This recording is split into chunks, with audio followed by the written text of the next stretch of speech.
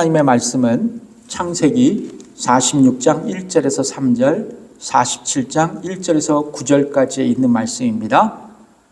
우리 다 함께 그냥 봉독하겠습니다. 같이 읽겠습니다.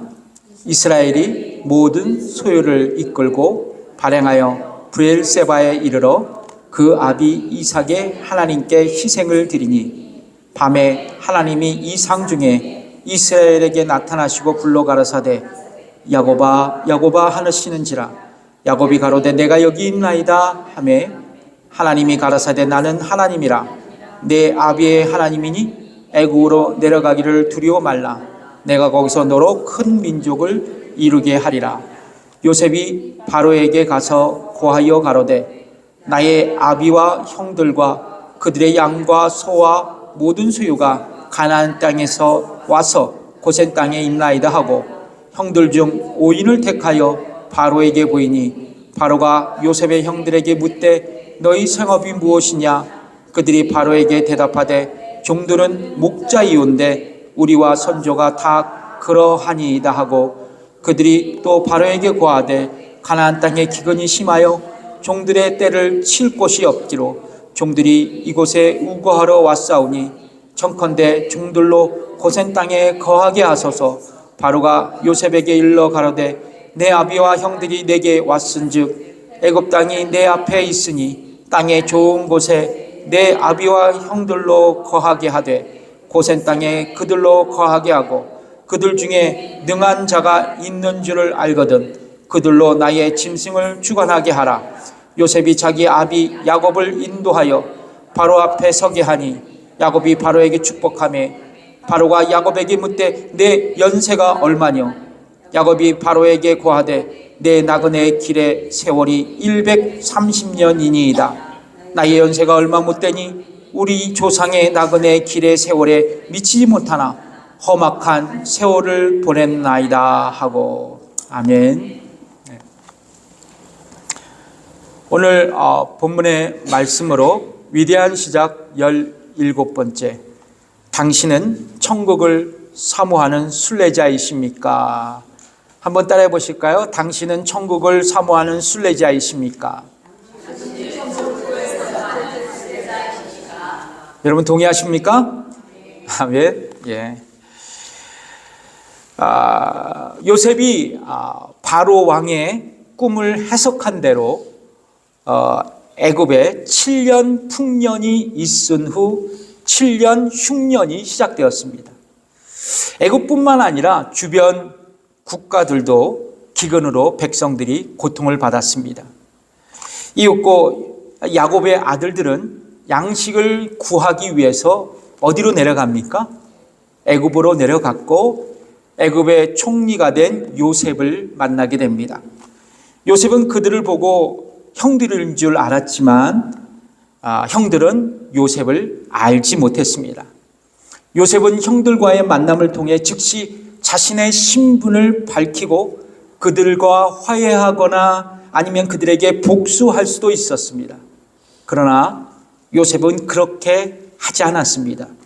왜냐하면 요셉은 형들의 과거에 자신에게 행한 일들을 하나님께 회개하고 있는지 알아보고자 그들의 양심을 일깨우는 일련의 시험을 해야 했기 때문이었습니다.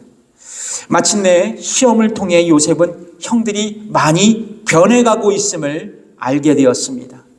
그리고 자신이 요셉인 것을 이제 마침내 형들에게 고백하게 되죠.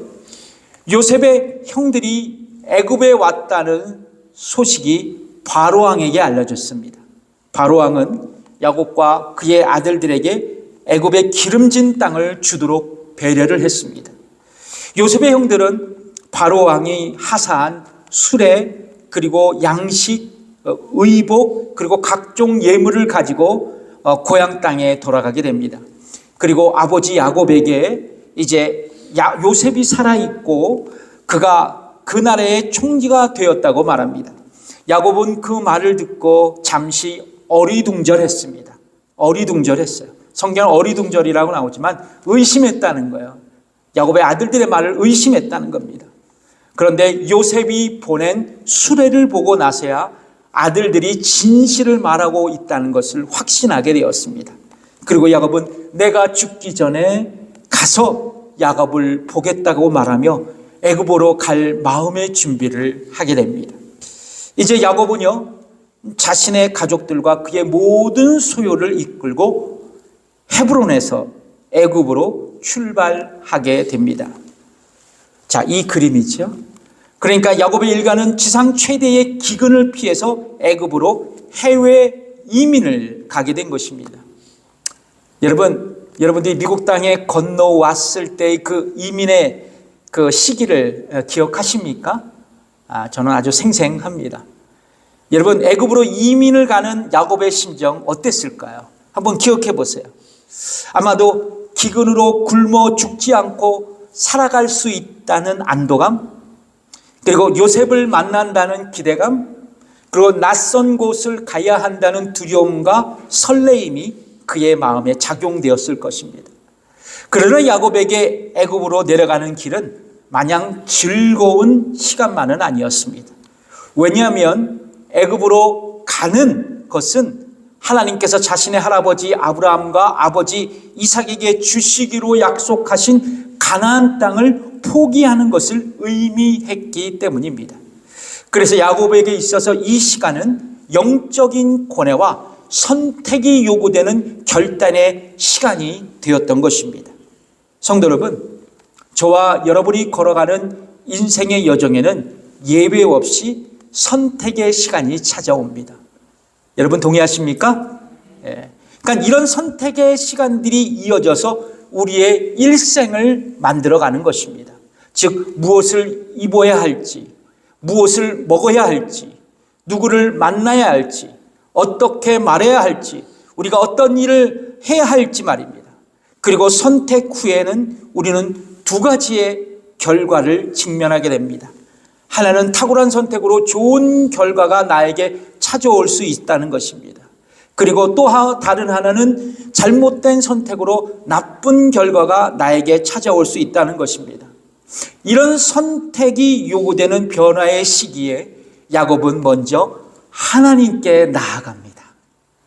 하나님께 희생의 제사로 나아갑니다. 한마디로 예배를 드렸다는 것이죠. 창세기 46장 1절의 말씀이 바로 이 말씀입니다. 읽어보겠습니다. 이스라엘이 모든 소유를 이끌고 발행하여 브엘세바에 이르러 그 아비 이삭의 하나님께 희생을 드리니. 야곱은 애굽으로 가는 도중에 어디를 들립니까? 어디를 들려요? 브엘세바에서 들려서 하나님께 예배를 드립니다. 야곱이 거주했던 헤브론을 떠나 22마일 정도를 이동하면 이 브엘세바에 도착합니다. 그 지역은요, 언약의 우물이라는 뜻이 있습니다. 여러분, 우물 생각하면 누구를 기억할까요? 이삭이죠. 그러니까 이 이삭과 리브가가 살던 곳이 바로 이 브엘세바였습니다. 결론적으로 뭐냐? 야곱의 고향이 브엘세바예요. 야곱은 이곳에서 형의 분노를 피하기 위해서 어디로 도망쳤습니까? 하란, 바다마란으로 도망쳤죠. 그래서 브엘세바는 야곱에게 추억이 있는 곳이지만 아쉬움이 많이 남아있는 고향 땅이었습니다. 그곳에서 야곱은 하나님께 마음을 다해 예배를 드리게 됩니다. 그렇다면 야곱이 브엘세바를 그냥 통과하지 못하고 거기서 머물러서 하나님께 예배를 드렸던 이유는 무엇일까? 이것이 굉장히 중요한데요. 성경학자들은 브엘세바의 희생제사를 드린 야곱에게 두 가지의 의미를 찾고 있습니다. 첫 번째는 뭐냐면 야곱이 감사 행위를 했다는 거예요. 두 번째는 야곱이 신탁 행위를 했다는 것입니다.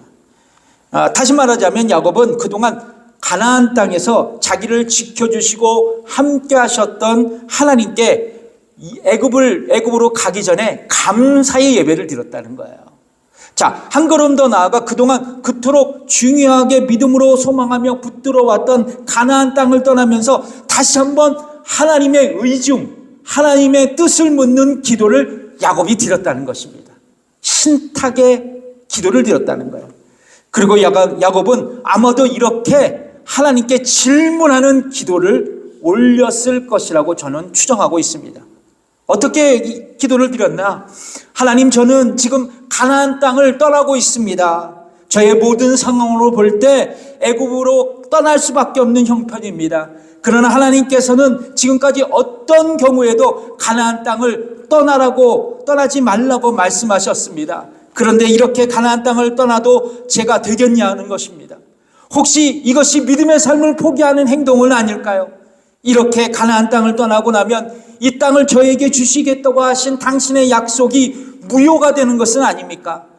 하나님이 만약 원하지 않으시면 지금이라도 가나안 땅으로 돌아가겠습니다. 왜냐하면 저는 결코 가나안 땅을 소망하며 가나안 땅을 희망하는 그 마음을 포기하고 싶지 않기 때문입니다.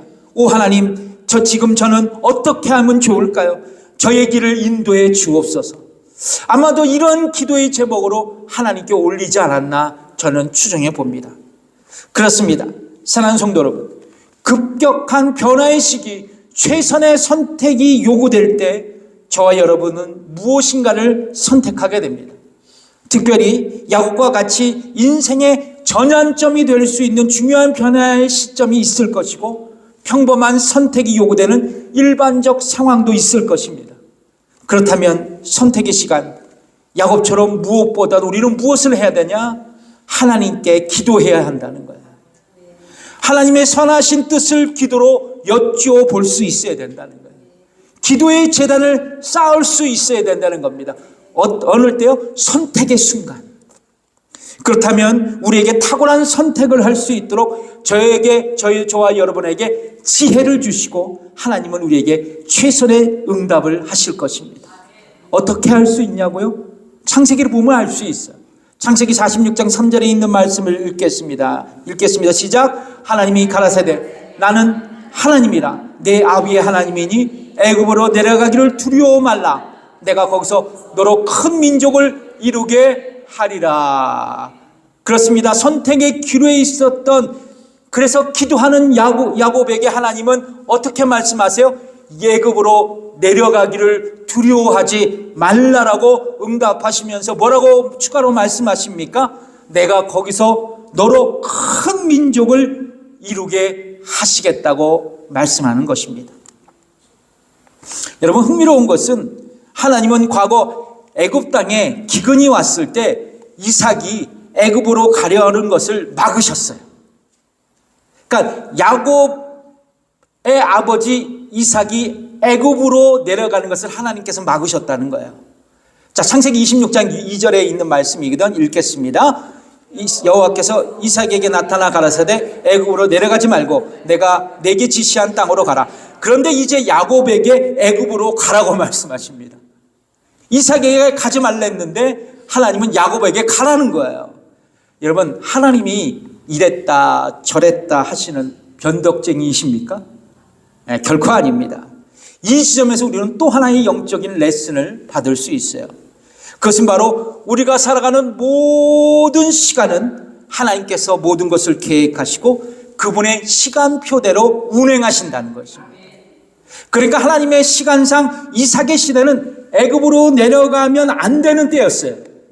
자, 근데 야곱의 시대는 애굽으로 내려가야 하는 때였습니다. 이것을 위해 하나님은 누구를 미리 보내셨어요? 애굽으로? 요셉을 미리 보내셔서 야곱의 자녀들이 최악의 기근 속에서 생존하게 하셨고, 애굽에서 가장 물이 많고 비옥한 람세스에 정착하게 하셔서 먼 훗날 야곱의 자손들이 큰 민족으로 성장할 수 있도록 기초를 만드신 그 하나님의 섭리이셨던 것이에요. 성경에 보면 두 가지의 시간이 있습니다. 두 가지의 시간이 기록되어 있는데, 하나는 크로노스의 시간이고 또 하나는 카이로스의 시간입니다. 크로노스의 시간은 뭐냐면 흘러가는 시간이에요. 물리적으로 흘러가는 시간. 그러니까 쉽게 말해서 우리가 시계를 요즘에 어떻게 보죠? 시간을 어떻게 봐요? 네? 시간 확인하면 뭐를 봐요? 스마트폰. 다 스마트폰 보잖아요. 시계 잘 안 봐. 다 스마트폰 보지. 예. 스마트폰이 표시하는 인간의 시간을 크로노스라고 합니다. 자, 반면에 카이로스는 물리적으로 측정할 수 없는 시간이에요. 즉 하나님의 시간입니다. 그러니까 카이로스는 하나님의 뜻이 이루어지는 거룩한 시간을 카이로스라 그래요. 자, 우리는 그런데 대부분 어떤 시간을 의식하며 살아갈까요?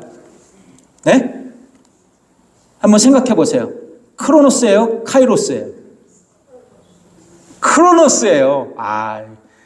자수하여 광명 찾았네요. 크로노스입니다.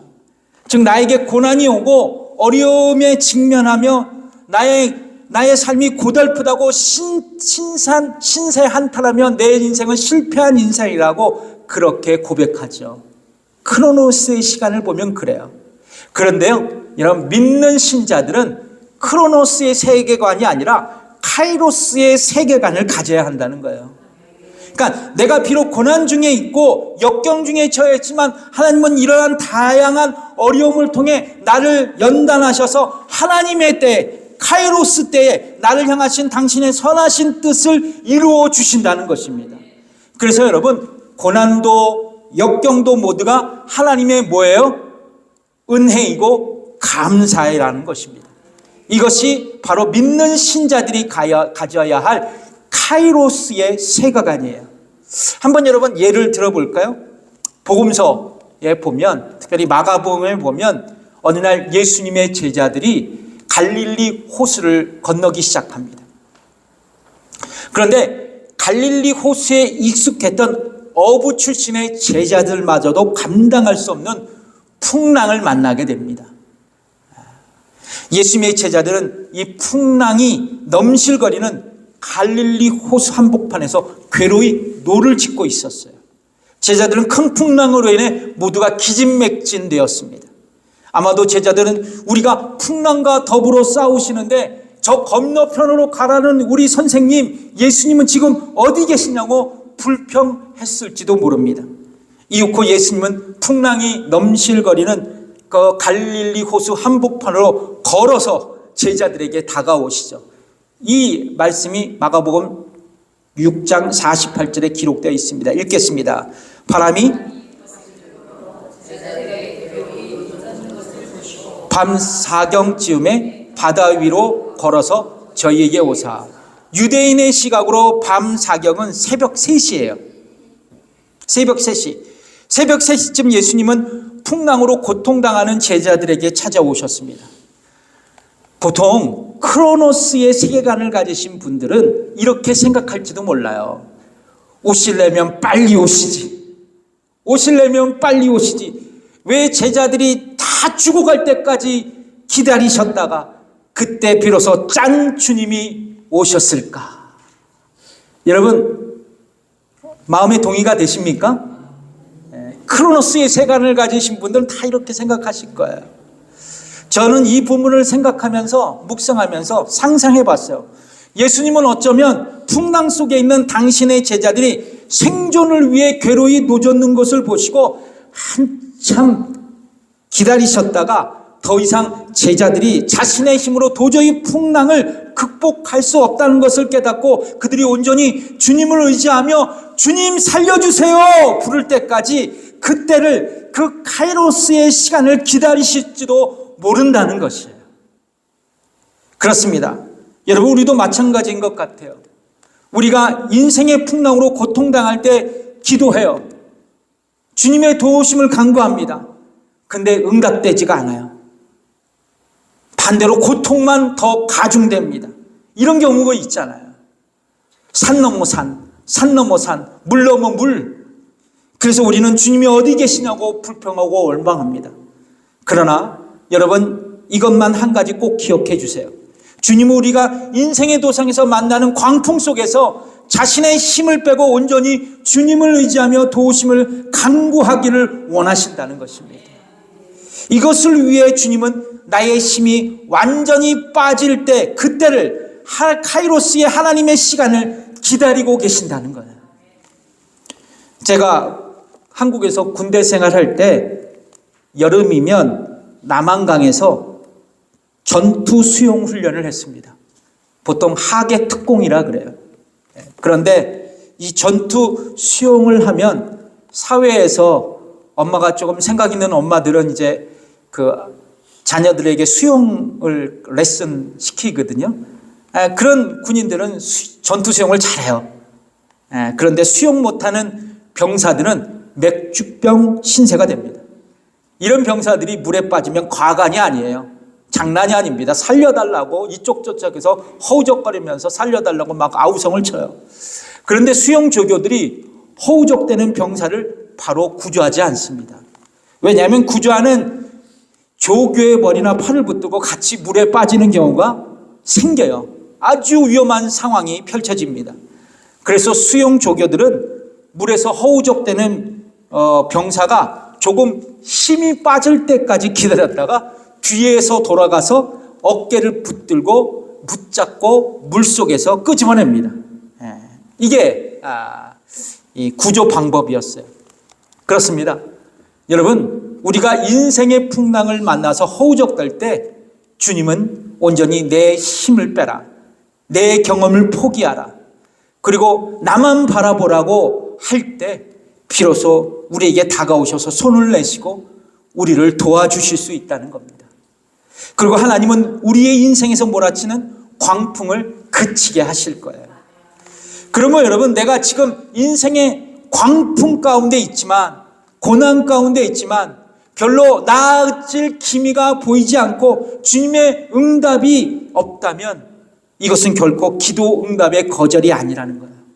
도리어 주님은 우리의 연약한 믿음을 보시고 고난을 선용하셔서 우리가 하나님을 전적으로 의지하도록 섭리하시는 그분의 카이로스의 시간이라는 것입니다. 이것이 바로 하나님의 시간이에요. 그러면 여러분, 우리가 크로노스의 시간을 붙들면 좌절해요. 크로노스의 시간을 붙들면 좌절합니다. 그러나 믿음으로 카이로스의 시간을 붙들면 고난 가운데 우리는 믿음으로 승리합니다. 옆분과 한번 인사해 볼까요? 카이로스의 시간을 붙듭시다. 크로노스의 시간만 바라보면 절망합니다. 여러분, 이해하시고 믿으십니까? 아멘. 드디어 야곱은 애굽에서 도착해서 요셉과 상봉하게 됩니다. 그리고 애굽의 왕 바로를 만나게 되죠. 그리고 바로 왕에게 이렇게 자신을 야곱이 소개합니다. 그 유명한 야곱의 고백, 창세기 47장 9절에 있는 말씀을 읽겠습니다. 야곱이 바로에게 고하되 내 나그네 세월이 130년이니이다. 나의 연세가 얼마 못되니 우리 조상의 나그네의 길의 세월에 미치지 못하나 험악한 세월을 보냈었나이다 하고. 여러분, 야곱은 자신의 인생을 가리켜 뭐라고 얘기합니까? 나그네의 길이라고 부르고 있습니다. 야곱은 바로 앞에서 자신을 고향을 그리워하며 살아가는 나그네라고 이렇게 고백하고 있는 것입니다. 쉽게 말해서 야곱은 순례자의 삶을 살았다고 바로에게 고백한 것이죠. 그렇다면 어떻게 여러분, 야곱은 자신의 고향을 그리워하며 살아가는 순례자라고 그렇게 단순하게 고백할 수 있었을까? 내가 고향을 그리워하며 살아가는 순례자라고 단순하게 그렇게 야곱이 고백했을까? 성경은 그렇게 얘기하고 있지 않아요. 그냥 단순히 고향을 그리워하는 나그네라고 성경은 야곱을 그렇게 설명하고 있지 않습니다. 성경은 뭐라고 얘기하냐면 야곱의 고백은 하늘의 본향인 천국에 대한 소망에서 비롯된 야곱의 진술이었다고 말씀하고 있어요. 그러니까 일반적으로 고향을 그리워하며 나를 나그네라고 얘기한 게 아니라 야곱은 천국을 소망하며 살아가는 이 땅의 나그네라고 그렇게 고백한 것이라고 성경은 그를 평가하고 있다는 거예요. 자, 히브리서 11장 13절에서 16절에 있는 말씀을 함께 읽어보겠습니다. 여기에 답이 있어요. 읽어보겠습니다. 시작. 이 사람들은 다 믿음을 따라 죽었으며 약속을 받지 못하였으되 그것을 멀리서 보고 환영하며 또 그 땅에서는 외국인과 나그네라 증거하였으니 이같이 말하는 자는 본향을 찾는 것을 나타냅니다. 저희가 낳은 바 본향을 생각하였다면 돌아갈 기회가 있었으려니와 같이 읽겠습니다. 저희가 이제는 더 나은 본향을 사모하니 곧 하늘에 있는 것이라. 그러므로 하나님이 저희 하나님이라 일컬음 받으심을 부끄러워 아니하시고 저희를 위하여 한 성을 예비하셨느니라. 여러분, 히브리서 11장 13절 이전에 보면 믿음의 조상들이 기록되어 있습니다. 4절에는 아벨이 기록되어 있고 5절에는 에녹이 기록되어 있고 7절에는 노아, 8절에는 아브라함, 9절에는 이삭과 야곱, 그리고 마지막 11절에는 사라가 기록되어 있습니다. 이 사람 모두는 다 믿음을 따라 살다가 죽었던 사람들이었어요. 그리고 그들은 스스로 자신이 이 땅에서 나그네일 뿐이라고 고백했습니다. 이것은 그들이 진지하게 고향을 찾고 있다는 것을 반증하는 그들의 고백이었어요. 그런데 그들은 더 나은 고향을 기다리고 있다고 성경은 말씀하고 있습니다. 그것이 바로 하늘에 있는 고향이라고 히브리서 기자는 그렇게 기록하고 있는 거예요. 그렇습니다. 히브리서 기자는 이 땅이 아닌 하늘의 본향을 향해 걸어가는 순례자라고 야곱과 그의 조상들을 이야기하고 있습니다. 중요한 것은 이거예요. 야곱과 같이 우리도 믿음을 따라 살아가는 사람들이라면 동일하게 이 땅에 소망을 두지 않고 하늘의 본향을 향해 걸어가는 순례자들이어야 한다는 것을 여러분 믿으시기 바랍니다. 이 땅을 살아가지만 본향을 향해, 천국을 향해 걸어가는 나그네일 뿐이다. 순례자일 뿐이다. 그래서 이 땅을 살아가는 우리의 모든 삶의 터전은 일시적인 거예요, 영구한 거예요? 일시적인 겁니다. 영구한 나의 집은 어디예요? 어디예요? 어디예요? 하늘 본향 천국인 것이죠. 중요한 것은 이거예요.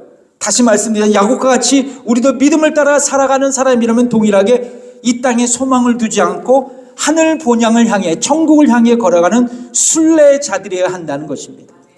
그렇다면 여러분, 하늘 본향을 향해 걸어가는 순례자로서 우리는 어떻게 이 땅에서 살아가야 할까? 성경은 뭐라고 말씀하냐면 천국을 향해 걸어가는 순례자로 우리가 어떻게 살아가야 할지를 가르쳐주고 있는데 그것은 바로 천국을 사모하며 살아가는 순례자가 되어야 한다는 것이요.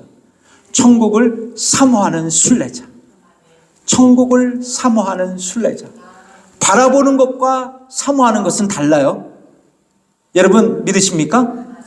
바라보는 게 아니라 사모하며 살아가야 돼요. 순례자는 여행객이죠. 나그네는 여행객이에요. 분명한 출발지가 있고 또 목적지가 있습니다. 여행을 떠날 때 처음은 마음이 두근거리죠. 설레지만 목적지에 도착하고 시간이 흐르면 갈수록 떠나온 집이 생각나기 마련입니다. 그래서 뭐예요? 집이 최고다라고 얘기하잖아요. 나가면 먼 고생이다? 그 고생이다라고 얘기를 해요. 집을 그리워하게 됩니다. 우리에겐 이런 고향을 향한 회귀 본능이 있어요. 연어와 같이 회귀 본능이 있다는 거예요. 저와 여러분들은 이런 경험을 했을 거란 말이죠. 학교에 갔다가 와서 동네에 나가서 친구들과 놀다가 정신없이 지내다가 해가 똑 떨어지면 어두운 밤이 찾아오면 집이 생각나죠. 엄마가 생각나죠. 배고프죠. 그래서 집으로 돌아갑니다. 회귀 본능이에요. 마찬가지로 오늘 본문에서 야곱과 요셉 그리고 그의 가족들은 자신이 떠나온 고향을 그리워하며 확실한 시간은 모르지만 언젠가는 애굽을 떠나 고향으로 다시 가겠다는 결심을 애굽 땅에 도착할 때부터 계획하게 됩니다. 보통 이민자는 여기서 잘 살아야지 그렇게 생각하는데 이분들은 달랐어요. 도착하자마자 고향에 돌아갈 생각을 했다는 거예요. 창세기 46장 34절을 읽겠습니다. 당신들은 이르시기를 주의 종들은 어렸을 때부터 지금까지 목축하는 자이온데 우리와 우리 손조가 다 그러하나이다. 하소서. 애굽 사람은 다 목축을 가증히 여기나니 당신들이 고센 땅에 살게 되리이다. 이 말씀은 뭐냐면 요셉은 자신의 가족들의 최적인 정착지로 생각한 곳이 어디였냐면 고센 땅이었어요. 그래서 아버지 야곱과 형제들이 만난 그 극적인 장소가 이 고센 땅이었습니다. 그리고 요셉은 형들에게 이렇게 당부를 합니다. 이전에 뭐라고 얘기하냐면 내가 곧 바로를 만나 아버지와 형들이 왔다고 보고할 것인데, 그리고 우리 식구들은 모두가 목축하는 사람이기 때문에 그동안 기르던 가족들을 끌고 왔다고 말하겠습니다. 당신들이 바로를 만나 바로가 너의 직업이 무엇이냐고 묻거든 어렸을 때부터 목축하는 사람이라고 말하고 조상들도 다 목축업자라고 말하십시오. 그렇다면 고센 땅에서 당신들이 살게 될 것입니다. 요셉이 가르쳐줘요. 그의 말대로 바로가 요셉의 아버지와 그의 형제들에게 고센 땅을 허락해 주었어요. 자, 요셉은요 고센 땅에서 그의 가족들과 거주하기를 바랬죠. 왜 그랬을까? 왜 하필 고센일까? 다른 곳도 많은데. 고고학을 연구하는 성경학자들은 고센이란 땅은 어떤 땅이었냐? 목축업하기에 최적의 장소의 환경이 있었대요. 그리고 제일 중요한 거는 애굽의 중심 지역으로부터 멀리 벗어난 지역이래요. 그리고 더 중요한 것은 뭐냐면 가나안 땅에 근접한 지역으로 이틀만 걸어가면 애굽을 벗어날 수 있는 보도 라인의 지역이었기 때문에 요셉이 그 지역을 선택했다라고 이야기를 합니다. 이 얘기는 뭐냐? 요셉은 가나안 땅, 하나님이 약속하신 땅을 사모했기 때문에 언제 어느 때 하나님이 약속하신 가나안 땅으로 갈 꿈을 꾸고 고센 땅에 정착하기로 결정했다는 것이에요. 그러므로 여러분, 형제들이 애굽으로 내려왔을 때 요셉이 애굽에서 떠날 준비를 시켰던 것이에요. 가나안 땅에서 가까운 고센 땅에 정착하기로 결정한 것입니다. 요셉은 풍요로운 애굽 땅을 자신들의 영원한 정착지로 생각하지 않았어요. 반면에 요셉은 애굽에 그의 가족들이 잠시 머물렀다가 떠나야 할 곳으로 생각했던 것입니다. 그런데 요셉의 형들은 한 걸음 더 나아가서 애굽에서 안주하지 않고 다시 고향으로 귀환할 것을 바로 양을 만나서 그에게 확인시켜주는 장면이 있습니다. 창세기 47장 4절의 말씀이죠. 읽어보겠습니다.